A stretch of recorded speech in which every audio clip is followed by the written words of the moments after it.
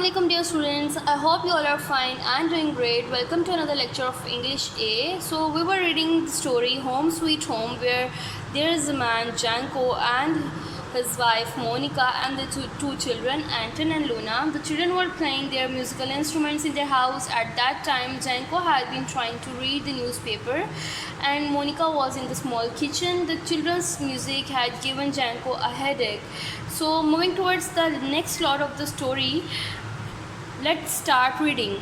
Although the drumming and jangling has stopped, Anton and Lona, being obedient children, in the throbbing in Janko's temples continued. It felt as if the percussion section of a large orchestra will still played at its loudest in his head. Janko's wife Monica emerged from the kitchen and entered the living room. Monica was small, but the kitchen too was small. Not much larger than a cupboard. She felt she needed a bit of fresh air. She had heard the shouting and had now come to see what was going on. Where else are they to play? She challenged Janko. Anywhere but in my ear, replied Janko. I have a headache. We have to learn to share the space we have, said Monica. How do you think they feel when you keep them up all the night when you're snoring? I wouldn't know about that, said Janko, snorting. I am asleep at night, so how would I know what my snoring sounds like? Well, I can tell you, replied Monica, like a buffalo running through here. The children tried to muffle their giggling. So, in this scene, the parents were conversating with each other regarding this topic of playing the musical instruments in the house, and the children were hiding their laugh. I can see and hear you very well, said Janko, looking at them out of the corner of the eyes. The giggling stopped abruptly and then started again when their mother winked. She seemed to be on their side. So the mother was taking side of her children. Monica shook her head, smiled at the children, and returned to the kitchen. Anton took out of his deck of cards and, seating himself at the dining table, began to shuffle them noisily. Luna found her rag doll and began to talk to it on the floor. Shoo, what you been doing these days? She chirped, holding the doll aloft. Janko sighed and opened his newspaper again. After a few moments, he threw it aside, rose from the chair, and made for the front door. That's enough, he said loudly. Opening the door, Monica, I'm going to see wise Eva in the village. Perhaps she can help me with my problem. I'll be back for dinner. Before Monica could come out of the kitchen and reply, Janko had stepped outside and slammed the door. Janko ambled towards the village, muttering, massaging his temples, and kicking stones as he went. So he is still angry in that moment. Soon Janko arrived at a pretty cottage adorned with purple and orange bougainvillea. He straightened his jacket, then knocked on the door. Eva was small like his wife, but much older. Her white hair, parted in the middle and flowing over her shoulders, made her look a little like a witch. So here the writer is trying to tell you about the appearance of that little lady. All she needed was a cloak and a broom to complete the picture. She now appeared smiling in the doorway. Come in, Janko, she said jovially, opening the door wider. What a pleasant surprise! Good evening, Eva, mumbled Janko forlornly. It's been a long while. So here the old lady was meeting Janko very happily, but Janko was very upset. Yes, a long time indeed, agreed Eva, showing him to an armchair in her cozy living room. Did you sort out the problem with your vegetable patch? Yes, replied Janko. Thanks to your advice, the birds have stayed well clear of the garden ever since. Good, said Eva, with a kind smile. And what can I do for you today? Your expression tells me there is something on your mind, Janko. Well, there is, Eva, sighed Janko, gazing at the embers in the fire. I'm not a wealthy man, Eva. I have barely enough to feed my family. However, I simply can't go like this. Go on like what? Asked Eva, sitting down. My house is too small, cried Janko. The lack of space is driving me mad. The children are noisy. My wife snores at night. When carts rumble past on the road, the crockery rattles. How long for some space and some peace? Well, I never, exclaimed Eva. You have a lovely house. Yes, yes, agreed Janko. It's nice. But I wish it were bigger and quieter, like Mikhail's mansion down the road. Ah, but I could never afford a house like his in a million years. Mikhail's house is large, I must admit, agreed Eva, but you should be happy where you are. What can you do for me, Eva? Asked Janko. How can you make my life better? I'm not happy. So here Janko is seeking help from Eva regarding his problems. Eva gazed silently at the fire for a while before turning to face Janko. You must do exactly as I say, she said. Do you agree? Sure, said Janko, hope rising in his eyes. She is trying to solve Janko's problem. Without question, asked Eva. Yes, without question, replied Janko. Well, they both are having a deal between them. Well, then, said Eva, if I remember correctly, you keep a cow and several other animals in the small barn at the bottom of your garden. That's right, said Janko, looking a little astonished. Well, said Eva, I want you to go straight home and move them all in your house. Janko stared at her disbelievingly, but he stuttered. So students, here the old lady was trying to convince Janko to be happy what he have on, and she is giving him an advice of putting all the animals which were in the barn to into his house. And this advice makes Janko very astonished, makes Janko surprised. No buts, no nothing, said Eva abruptly. You promise, now go. Janko rose slowly. He said nothing further, but nodded his head and left the cottage. So here, Janko was very surprised on the advice which Eva given to him.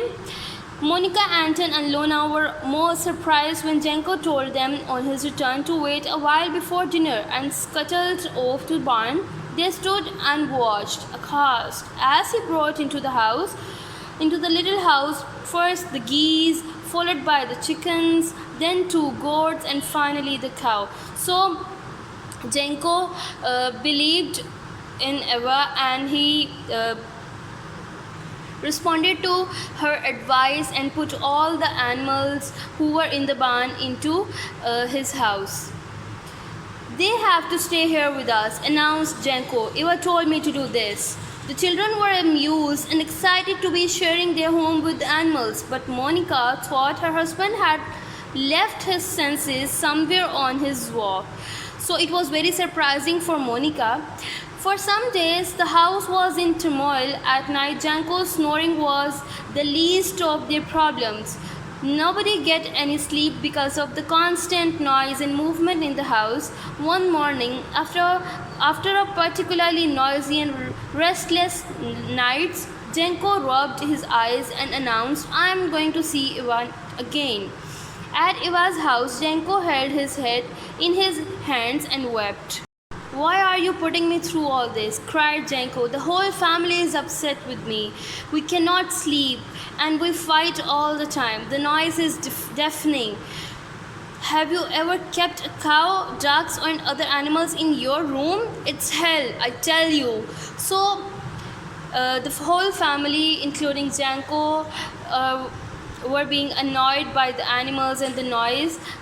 Now he realized the importance of giving space in the house to each other. Eva smiled. Yes, it's hell, she said softly. Well done, Janko. Now I want you to go straight home and move all the animals back to the barn. Now, no words, just do it. So Eva advised him again. Janko returned to his house and did as he was told. He, Monica, and the children spent the rest of the day cleaning up the mess made by the animals. After the house was back to normal, Janko stretched out in his armchair. The children played noisily with their toys in one corner. Monica clattered pots and pans in the kitchen. Ah, sighed Janko, and thought to himself, how nice it is, the sound of my wife and children in the background. Plenty of room too. Home, sweet home. So that's the story. I hope you have learned something great, a good moral lesson from this story, like nothing is like your own home, home sweet home. So students, after completing the story, moving towards the exercise part A, comprehension. First question is, answer the following questions. What were the children doing in the house? The children were playing their musical instruments in their house. What were Monica and Janko doing at this time? At this time, Janko had been trying to read the newspaper and Monica had been in the small kitchen. What effect did the children's music have on Janko? The children's music had given Janko a headache and made him irritable. In other ways, did Monica show that she was on the side of the children? Monica showed that she was on the side of the children by winking at them and by making a joke. What made the children giggle? Monica's description of Janko's snoring made the children giggle. How had Wise Eva helped Janko before? Wise Eva had helped Janko before by giving him advice about how to keep the birds out of his garden. What did Eva look like? Give a full description of her. Eva was small like Janko's wife but much older. Her white hair parted in the middle and flowing over her shoulders made her look like a witch. All she needed was a cloak and a broom to complete the pictures. She probably also looks friendly because she smiles. So this is an extract from the story Home Sweet Home. So the next question is, did Janko tell Eva a lie about his wife? What was it? Yes, he says that his wife snores. How did Janko feel after these animals were removed from the house? Janko felt good after the animals had been removed from the house. He was able to appreciate his house and his family too. So these are questions which are more difficult. Discuss them first. What statement and clues are there to indicate that the house was indeed small? Statements and clues indicate that house was small, the cupboard in the room, the kitchen was too small, not much larger than the cupboard, the crockery rattles when a cart goes past on the road, and the fact that children are kept awake by Janko's snoring. What was the Janko's real problem and how did Eva sort it out? How do you think she solved his first problem?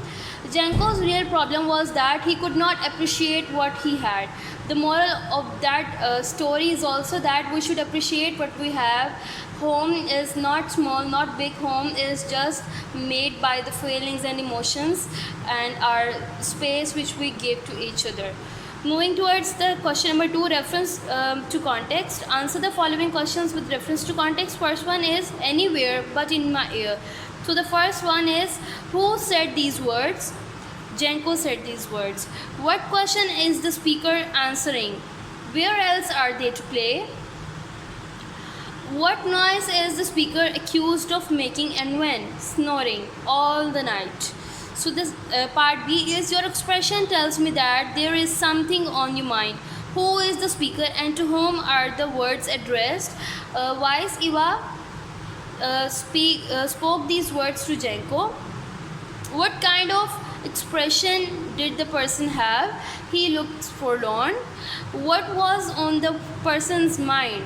He wishes that he had a bigger house so that he could have some space and some peace.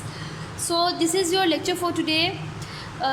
See you soon in some other lecture with the other activity parts of this story. See you soon in another lecture. Till then, take care and Allah Hafiz.